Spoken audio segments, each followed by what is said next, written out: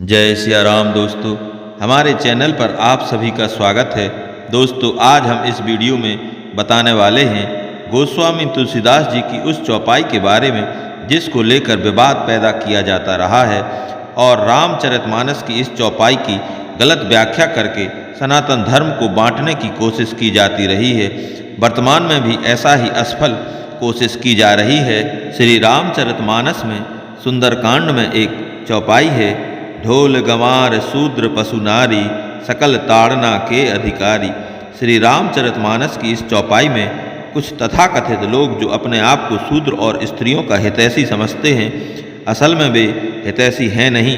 वह सिर्फ राजनीति करने के लिए बाबा तुलसीदास की इस चौपाई के द्वारा श्री रामचरितमानस और तुलसीदास जी को शूद्र और स्त्री विरोधी सिद्ध करने का असफल प्रयास करते रहते हैं। उक्त चौपाई में सारा विवाद ताड़ना शब्द को लेकर है, जिसका कुछ अल्पज्ञ लोग सीधा अर्थ मारना पीटना लगा लेते हैं और कहते हैं कि तुलसीदास जी शूद्र और स्त्रियों के विरोधी थे।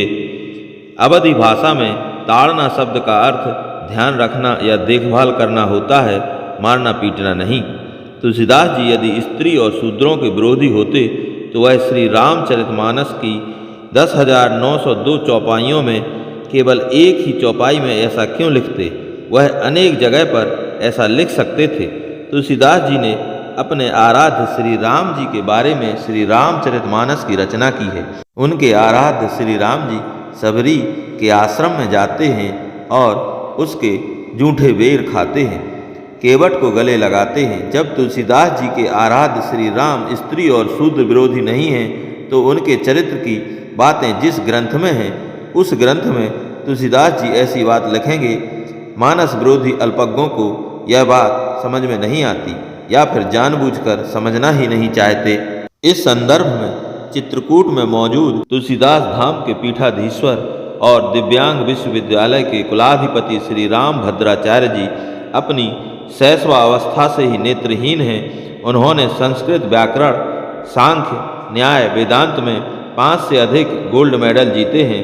महाराज जी का कहना है कि बाजार में प्रचलित श्री रामचरितमानस में अनेक स्थानों पर अशुद्धियां हैं और इस चौपाई को भी अशुद्ध तरीके से प्रचारित किया जा रहा है। उनका कथन है कि तुलसीदास जी महाराज खलनायक नहीं थे। आप स्वयं विचार करें, यदि तुलसीदास जी की मंशा सच में शूद्रों और नारी को प्रताड़ित करने की होती तो क्या रामचरितमानस की 10,902 चौपाइयों में से वे एक चौपाई में ही शूद्रों और नारी को प्रताड़ित करने की बात क्यों करते? यदि ऐसा होता तो भील सबरी के जूठे बेर को भगवान द्वारा खाए जाने का वह चाहते तो लेखन ना करते। यदि ऐसा होता तो केवट को गले लगाने का लेखन ना करते।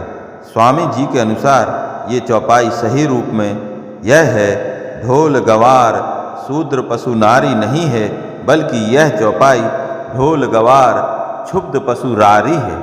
ढोल बेसुरा ढोलक, गंवार गंवार व्यक्ति, क्षुब्ध पशु आवारा पशु जो लोगों को कष्ट देते हैं, और रारी यानी रार कलह करने वाले लोग। चौपाई का सही अर्थ है कि जिस तरह बेसुरा ढोलक अनावश्यक ऊल जलूल बोलने वाला गंवार व्यक्ति, आवारा घूमकर लोगों की हानि पहुंचाने वाला, क्षुब्ध दुखी करने वाला पशु और कलह करने वाला व्यक्ति जिस तरह दंड के अधिकारी हैं, उसी तरह मैं भी 3 दिन से आपका मार्ग अवरुद्ध करने के कारण दंड दिए जाने योग्य हूँ।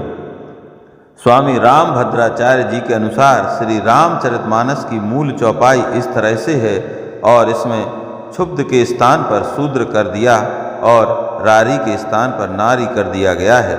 भ्रमवश या भारतीय समाज को तोड़ने के लिए जानबूझकर गलत तरह से प्रकाशित किया जा रहा है। इसी उद्देश्य के लिए उन्होंने अपने स्वयं के द्वारा शुद्ध की गई अलग रामचरितमानस प्रकाशित कर दी है। रामभद्राचार्य जी कहते हैं, धार्मिक ग्रंथों को आधार बनाकर गलत व्याख्या करके जो लोग हिंदू समाज को तोड़ने का काम करते हैं, उन्हें सफल नहीं होने दिया जाएगा।